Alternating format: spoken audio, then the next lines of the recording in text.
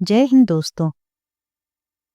आज फिर मैं आप लोगों को इतिहास के उन पन्नों की ओर लेके चलती हूँ जहाँ युधिष्ठिर अपने भाई और पत्नी के साथ अर्जुन से मिलने की जाता है।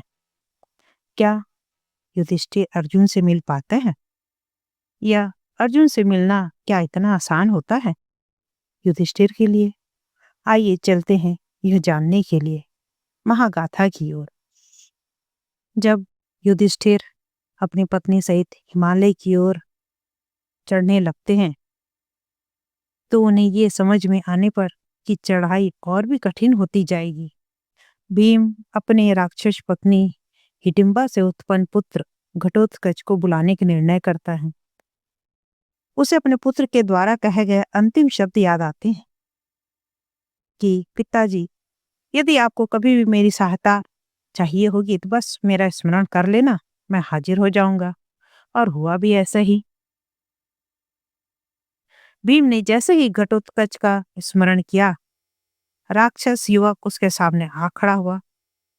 उसके पास मनोसंचार एवं उड़ने दोनों प्रकार की शक्तियां प्राप्त थी। वह अपने साथ राक्षसों का पूरा दल लेकर आया था।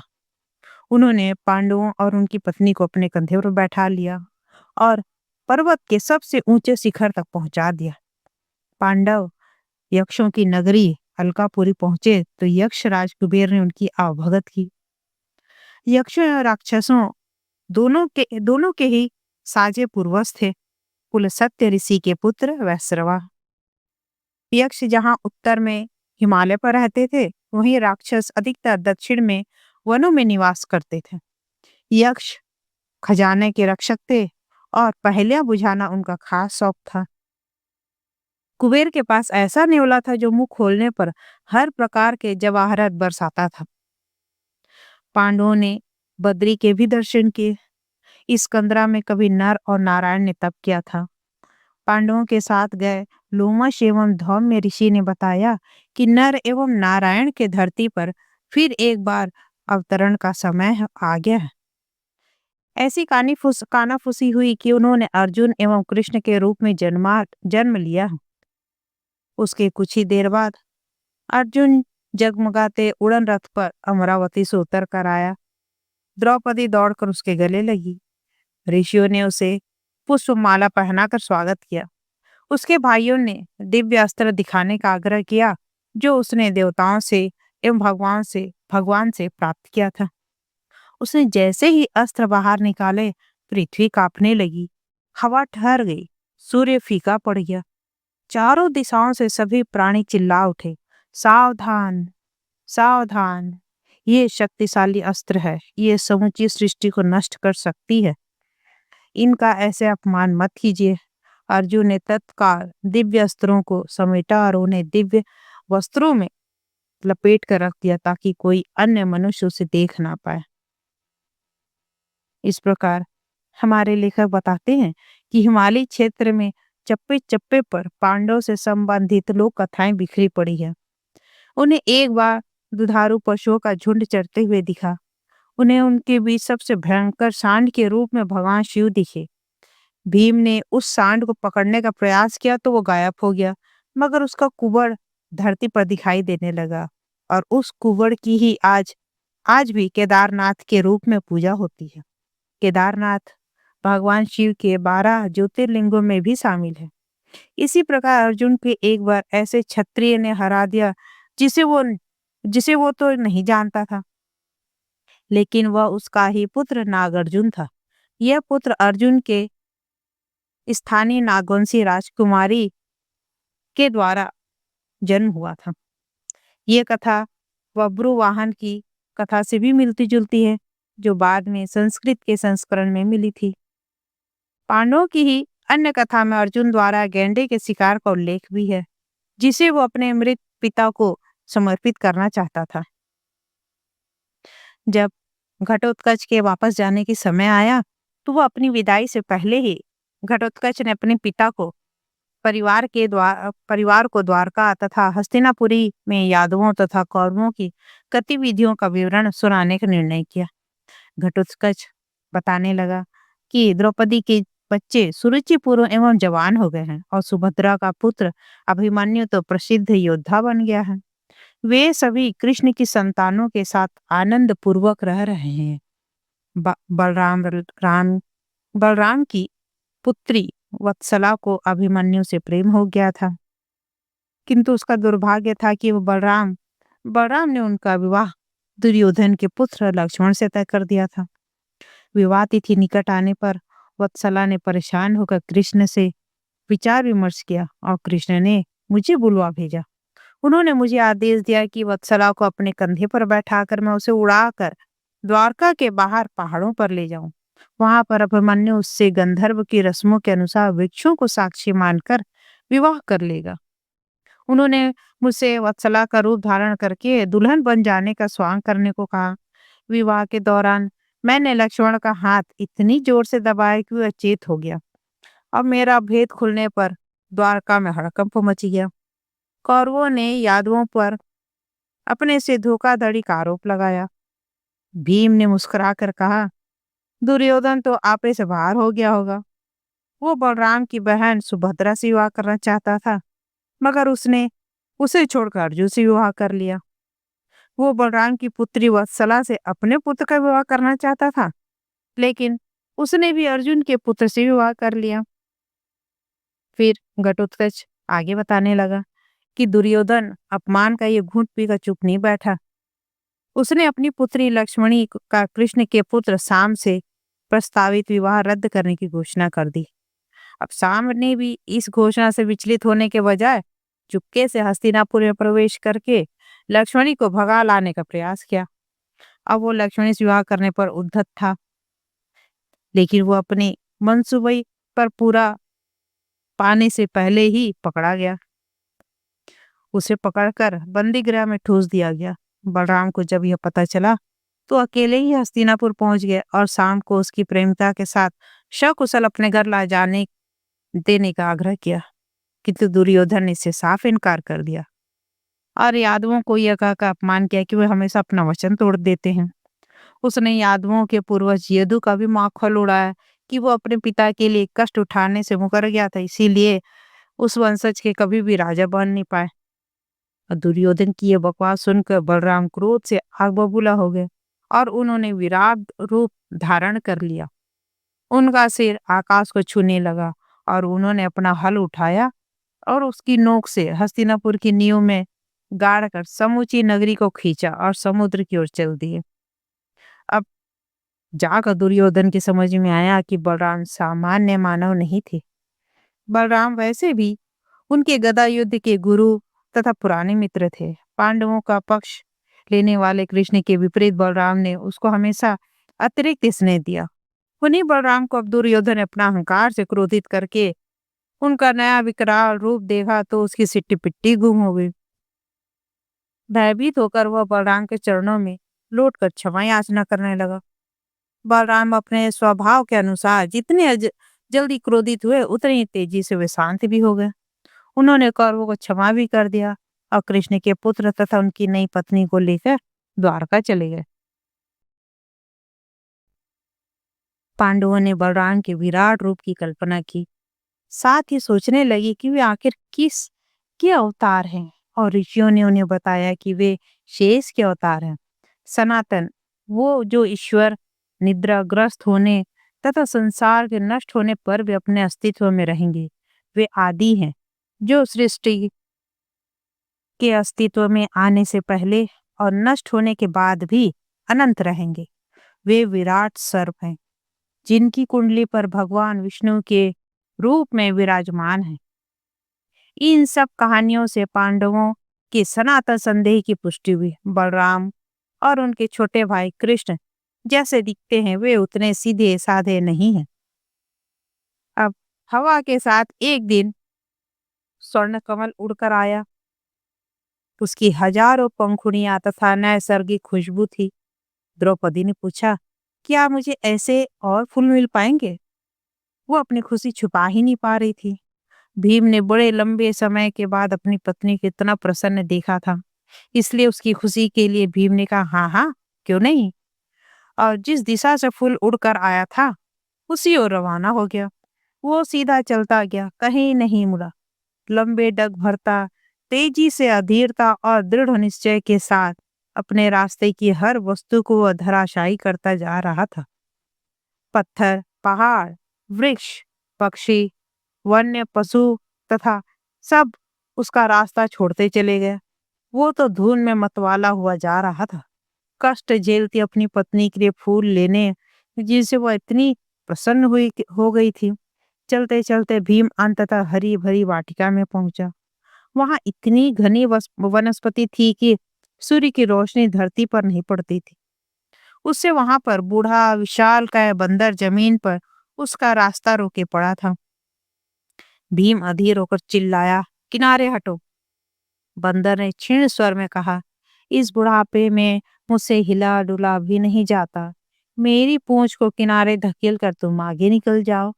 भीम ने जवाब दिया, अगर आप ऐसे ही कहते हैं तो ठीक है। और बूढ़े बंदर की पूंछ दोनों हाथों से किनारे खींचने लगा। लेकिन ये क्या है? पुतनी पूंछ इतनी भारी थी कि वो दोनों हाथों के बल से भी उसे खिसका ही नहीं पा रहा था। वह अत्यंत सुदृढ़ थी। भीम बंदर की पूंछ से जूझ ही रहा था कि अचानक उसकी समझ में आया, हो ना हो ये हनुमान है, महाबलशाली हनुमान। दरअसल उस वानर सेना के मुखिया थे, जिसने रावण के शिकंजे से सीता को मुक्त कराने के लिए श्री राम की सहायता की थी। हनुमान को अविनाशी माना जाता है। भीम के समान ही हनुमान भी पवन अथवा वायुपुत्र थे। उस लिहाज से हनुमान तो उनके बड़े भाई हुए। बूढ़े बंदर ने पूछ फटकार कर सीधे बैठते हुए कहा, हाँ, मैं वही हूँ जिसके बारे में तुम सोच रहे हो, तुम्हारा बड़ा भाई। उनकी आंखें ज्ञान एवं करुणा से पूर्ण थी। भीम को फौरन यह समझ में आ गया कि हनुमान के माध्यम से कृष्ण उन्हें विनम्रता का पाठ पढ़ा रहे थे। यह समझते ही उसने हनुमान को दंडवत प्रणाम किया और अपनी यात्रा में आगे बढ़ गया। अब वह उसके कदम कम अभिमानी तरीके से पड़ रहे थे। भीम अंततः उस सरोवर के तट पर पहुंचा जहां उसे हजारों सुगंधित स्वर्ण कमल खिले हुए मिले। उसने जैसे ही कमल तोड़ने को हाथ बढ़ाया, वहां सरोवर के रक्षक गंधर्वों ने उस पर हमला कर दिया। भीम ने हाथ घुमाकर उन्हें भिन भिनाते हुए मच्छरों के समान झटक दिया और फूल तोड़ने लगा। उसके बाद वह फूलों का मोटा गुच्छा लेकर अपने भाइयों के पास पहुंचा तथा द्रौपदी उसके हाथों में इतने सारे फूल देख के बहुत खुश हो गई। शिव के द्वारा अर्जुन को सबक किए जाने के समान हनुमान ने भी भीम को विनम्रता का पाठ पढ़ाया। वनवास में पांडवों को परिकृत करके बेहतर राजा बनाया। इस प्रकार वनवास की त्रासदी मनुष्य को परिष्कृत बनाने के लिए शायद किसी दिव्य योजना से प्रेरित थी। द्रौपदी के अपमान की स्मृतियां भीम को मथती रहती थी। उसे खुश करने का वो कोई भी अवसर नहीं गंवाता था। 12 वर्ष की अवधि जब समाप्त हुई तो पांडवों को समझ में आया कि वे वनवास शुरू होने से पहले जैसे थे वैसे अब नहीं है। युधिष्ठिर ने संयम करना सीख लिया। अर्जुन और भीम दोनों को ही विनम्रता का सबक मिल चुका था। लेकिन द्रौपदी, उसने भी कोई सबक लिया था? वन में घूमते हुए द्रौपदी को एक दिन जम्बू अर्थात जामुन के पेड़ पर चिकना सुंदर सा फल लटकता दिखाई दिया। उसने यह देखकर उसके मुंह में पानी आ गया और उसने जैसे ही वह फल तोड़ा, उसे पेड़ की आवाज सुनाई दी, तुमने यह क्या किया? यह फल पिछले 12 वर्ष से यहाँ लटका हुआ था और इस वृक्ष की दूसरी ओर ऋषि बैठे हैं जो 12 वर्ष की लंबी अवधि से तपस्यारत हैं और आज अगले किसी भी प्रहर में वो अपनी तपस्या समाप्त करेंगे और साथ ही ये फल भी वे खाने वाले थे। और 12 वर्ष में वे पहली बार कुछ खाते, लेकिन अब इस फल को अपने हाथ से तोड़कर तुमने अपवित्र कर दिया है। वे भूखे रहेंगे और उन्हें भूखा रखने का पाप तुम्हें ही लगेगा। अब यह सुनकर द्रौपदी बहुत ही भयभीत हो गई और अपने पतियों को बुलाकर उनसे वो कोई उपाय करने की याचना करने लगी। कि ऐसा कोई उपाय बताओ जिससे यह फल वापस वृक्ष में जुड़ जाए। भीम, तुम तो महाबली हो। तब भीम ने अपनी असहायता जताते हुए सिर हिलाकर नकार दिया। क्या तुम अर्जुन, क्या तुम्हारे तीर इसे जोड़ देंगे? अर्जुन ने भी इनकार कर दिया। अब शक्ति एवं कौशल से अनेक काम किए जा सकते थे, किंतु पेड़ से टूटे फल फिर से पेड़ पर जोड़ देना संभव नहीं था। अब वृक्ष गुस्से से गरजा, द्रौपदी, यदि तुम्हारी सुचिता सचमुच बरकरार रहती तो तुम अपनी सूची के बल से इसे जोड़ सकती थी। यहाँ पर लेखक द्रौपदी के एक रहस्य को उजागर करते जो हम में से बहुत ही कम लोगों को पता है। वो ये है कि द्रौपदी द्रौपदी का क्या रहस्य है, वो यहाँ पर मैं आप लोग को बता रही हूँ। द्रौपदी कहती है, लेकिन मेरी सुचिता को क्या हुआ? मैंने अपने 5 पति होने के बावजूद मैं अपने उस पति से के प्रति हमेशा समर्पित रही जिसे पूरे साल मेरे कक्ष में आने की अनुमति थी। तब वृक्ष बोलता है, द्रौपदी तुम झूठ बोल रही हो, तुम किसी अन्य को अधिक प्यार करती हो। द्रौपदी ने कहा, मैं कृष्ण से प्रेम करती हूँ, लेकिन मित्र के रूप में, पति अथवा प्रेमी के रूप में नहीं। वो अपनी अंतर चेतना में बसे विचारों पर सार्वजनिक चर्चा में विचलित थी। तुम जिससे प्यार करती हो वो कोई और नहीं है। वो कौन है बताओ? द्रौपदी सच सच बताओ। इस प्रकार वृक्ष उस पर क्रोधित होता है। तब द्रौपदी स्वीकार करती है कि मैं अपने गुप्त भावों की खातिर ऋषि को भूखा नहीं रख सकती थी, इसलिए वो सच से पर्दा हटाती है और कहती है, मुझे कर्ण से प्रेम है। उसकी जाति के कारण उससे विवाह न करने का मुझे खेद है। मैंने यदि उसका वर्ण किया होता तो मुझे द्यूत क्रीड़ा में दांव पर हारा नहीं जाता, मेरे साथ सार्वजनिक दुराचार नहीं होता, मुझे रखैल नहीं बताया जाता। रहस्य से पर्दा उठते ही पांडव भौचक्के रह गए। उन्हें यह समझ में ही नहीं आ रहा था कि द्रौपदी पर वो गुस्सा करे अथवा अपने ऊपर शर्म करें। उन्हें अब जाकर एहसास हुआ कि उनके व्यक्तिगत तथा सामूहिक रूप में भी उनकी अवमानना की है। अपने अंतस का सच जताने के बाद द्रौपदी पवित्र हो गई थी, इसलिए जामुन के पेड़ से उसके हाथ से जम्बू फल को वापिस अपनी डाली पर लगा लिया। ऋषि ने उसी शाम 12 वर्ष की तपस्या पूरी करके अपनी आंखें खोली, पास की बहती नदी में स्नान किया और जम्बू फल खाकर पांडवों और उसकी पवित्र पत्नी द्रौपदी को आशीर्वाद दिया। भीम और अर्जुन दोनों ही के लिए यह सच पचा पाना बहुत ही मुश्किल हो रहा था कि उसकी पत्नी कर्ण से प्रेम करती है। उन्होंने एक रात में युधिष्ठिर को द्रौपदी के पांव छूते देखा। उन्होंने इसका कारण पूछा। युधिष्ठिर ने जवाब दिया कि वे दोनों उस रात में सोए नहीं। आधी रात में तीनों भाइयों ने देखा कि उसके कमरे के बाहर सिंदूर अभिषिक्त लाल बरगद का पेड़ धरती में से उग आया है। उसके नीचे 9 लाख देवी देवताओं की मूर्तियां थी जिन्होंने भगवती का आवाहन किया था। उनको दर्शन देने द्रौपदी बाहर गई। द्रौपदी को उन्होंने स्वर्ण जटित सिंहासन पर बैठाया और उस पर फूलों की वर्षा की। भीम और अर्जुन को यह समझ नहीं आ रहा था।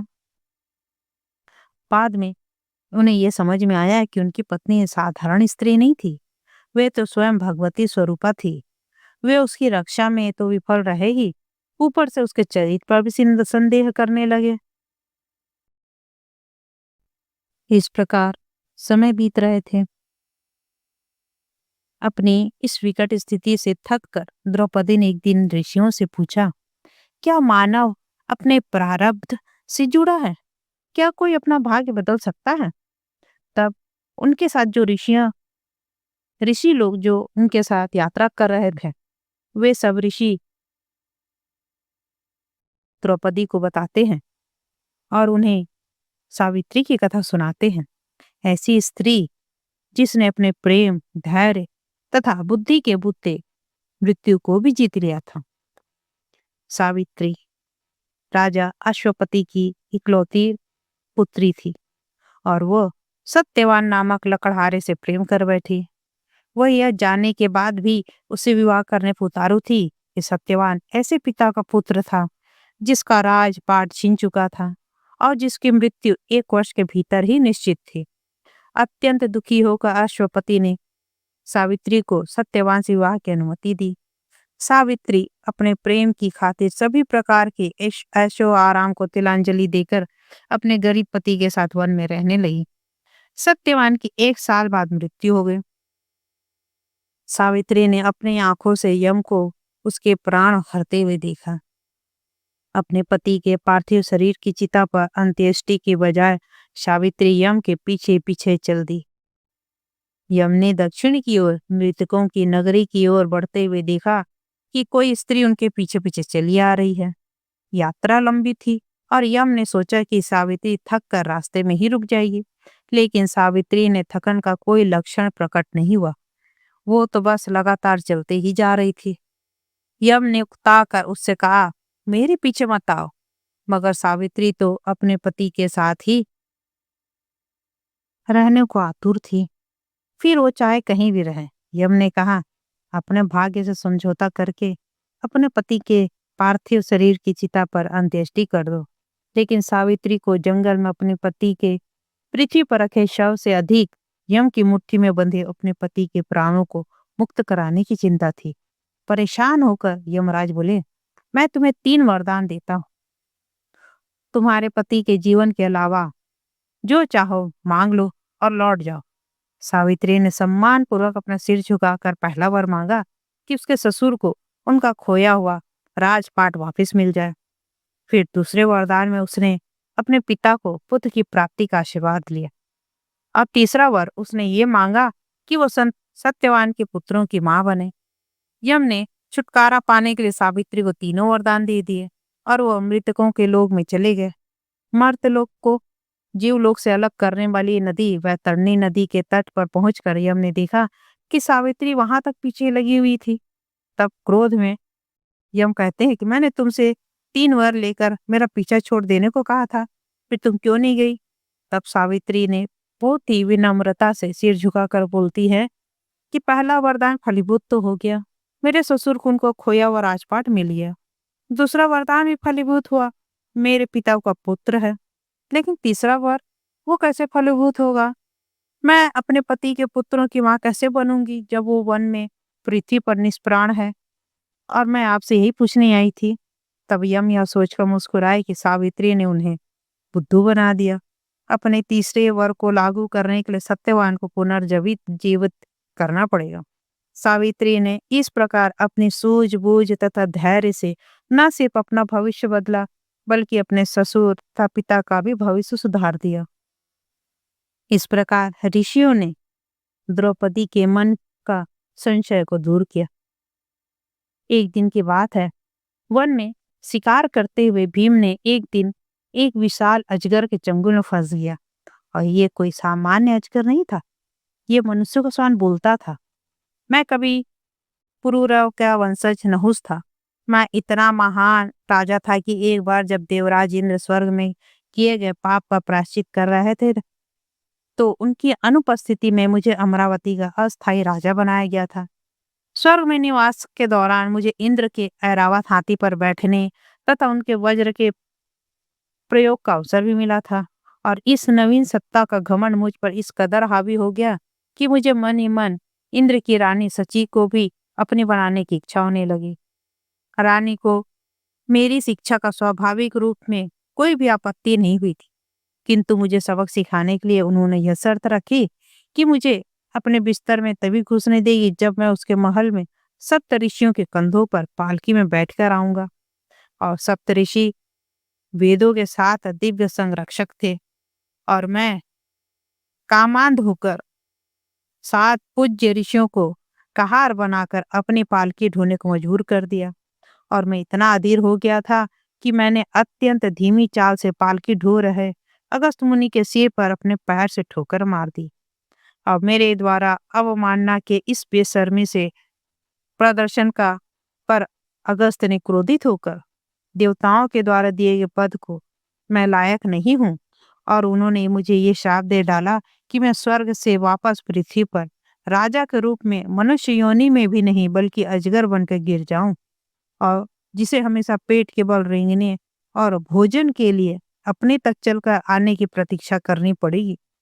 मुझे इस तुच्छ शरीर से तभी मुक्ति मिलेगी जब मेरा वंशज युधिष्ठिर मुझे ब्राह्मण का सच्चा अर्थ बताएगा। अब भीम ने अजगर को यह समझाने के बहुत प्रयास किया कि वो युधिष्ठिर का ही भाई है, मगर उसकी बात पर विश्वास न करके उसे हड़पने के लिए अपने जबड़े फैलाने लगे। अब इस पर घबरा कर भीम चिल्लाया, बचाओ भाई बचाओ। भीम की पुकार सुनकर उसे बचाने के लिए पांडव भाई दौड़ पड़े। युधिष्ठिर ने वहां नाजुक स्थिति देखकर कहा, रुको, मेरे भाई को मत हड़पो, उसकी जगह मुझे खा लो। मैं पांडु पुत्र युधिष्ठिर हूँ। यह नाम सुनकर अजगर ठहर गया। भीम पर अपना चंगुल ढीला करके उसने कहा, यदि जैसा तुम दावा कर रहे हो वही हो तो मेरे प्रश्नों को उत्तर दो। तो उससे सिर्फ तुम सिर्फ अपने भाई को ही नहीं बल्कि मुझे भी इस विकट परिस्थिति से उबार लोगे। मुझे बताओ, ब्राह्मण कौन है? इसका जवाब वर्षों ऋषियों के साथ चर्चा से परिपक्व हुए युधिष्ठिर ने इस प्रकार दिया, जनता की प्रचलित मान्यता के विपरीत ब्राह्मण का पुत्र ब्राह्मण नहीं होता है। वो तो एक ऐसा जीव है जिसे अपनी इंद्रियों पर विजय पाकर और अपने मस्तिष्क को अनुशासित करके ब्रह्म विद्या सीख ली है। ये विद्या सनातन, अनंत एवं निर्बंध आत्मा की है।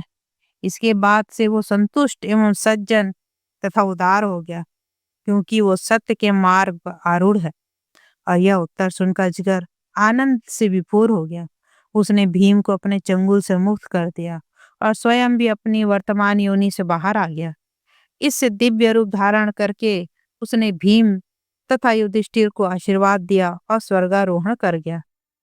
सभी भाई अपने शिविर में लौट आए और उनकी लंबी अनुपस्थिति से चिंतित साथियों ने उसकी अगवानी की। यहाँ पर लेखक बताते हैं कि इंद्र की पत्नी सची को लक्ष्मी का ही रूप माना जाता है। वो सौभाग्य की देवी है। कहा जाता है कि पिछले इंद्र से अधिक पुण्य कमाकर कोई भी इंद्र बन सकता है। इंद्र बनने के बाद किसी को भी सची का सानिध्य मिल सकता है। सची दरअसल इंद्र के पद के प्रति वफादार है, इंद्र नामक व्यक्ति के प्रति नहीं। नहुष अभी तक इंद्र नहीं बना था। वह अस्थायी प्रतिस्थापना था, उस पद के अयोग्य। अब अगले अंक में क्या होता है? युधिष्ठिर को किससे मुलाकात होती है और उसने उसके द्वारा क्या क्या उसे प्रश्न पूछे जाते हैं और उसके उत्तर क्या होते हैं, यह सब मैं अब अगले अंक में आप लोगों को बताऊंगी। आशा है आज का यह अंक आप लोगों को पसंद आया होगा और आप लोगों से यही अनुरोध है, अगर आप लोगों को मेरा अंक पसंद आ रहा है तो आप ज़्यादा से ज़्यादा लोगों को यह शेयर करें और लाइक करें। अगर आप लोगों को इसमें कोई कुछ भी प्रश्न आप लोगों के मन में आ रहा हो तो मुझे कमेंट पर लिखें और ज़्यादा से ज़्यादा सब्सक्राइब करें, ताकि मुझे यह प्रेरणा मिलती रहे और आप लोगों के लिए ऐसे ही और अच्छी-अच्छी कथाएँ को लाकर आप लोगों के सामने प्रस्तुत कर सकूँ। यह सब जो कथा मैं आप लोगों को बताती हूँ, वह हमारे इतिहास के पन्नों से है, जो हम लोगों को मालूम नहीं रहता है। इसलिए यह सब मैं आप लोगों के सामने लाती हूँ ताकि आप लोगों को पता चल सके कि हमारे इतिहास के पन्नों पन्नों में क्या-क्या है, क्या-क्या घटना घट चुकी है, किस-किस रूप में घटी है और वह हमें क्या शिक्षा देती है। अब अगले अंक के लिए मैं आप लोगों का धन्यवाद करती हूँ। आने वाले अंक तक के लिए जय हिंद, जय भारत, नमस्कार।